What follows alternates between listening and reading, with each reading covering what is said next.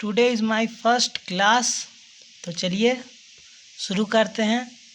Speed and velocity, चाल और वेग। चाल किसे कहते हैं?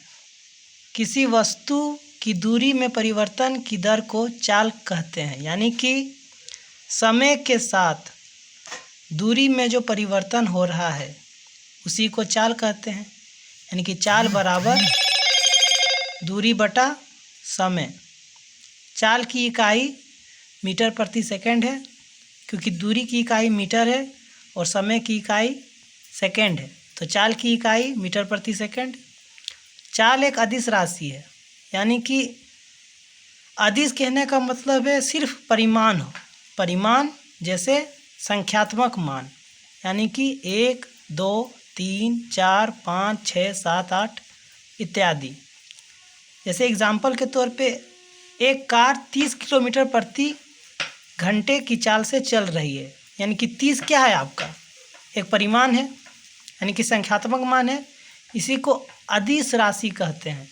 यहाँ पर सिर्फ संख्यात्मक मान है 30 और इसकी कोई निश्चित दिशा नहीं है। यदि निश्चित दिशा होती तो यह एक सदिश राशि होती।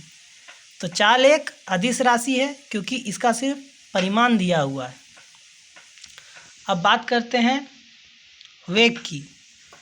तो वेग क्या है?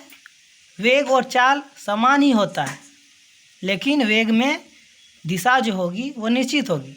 निश्चित दिशा में परिवर्तन की दर को वेग कहते हैं। यानी कि वेग बराबर विस्थापन। विस्थापन इसलिए क्योंकि दिशा निश्चित है, तो जिसमें दिशा निश्चित रहे वह विस्थापन कहलाता है। तो विस्थापन यानी कि दूरी ही है, लेकिन वह दूरी जिसकी दिशा क्या हो? निश्चित हो, विस्थापन कहेंगे।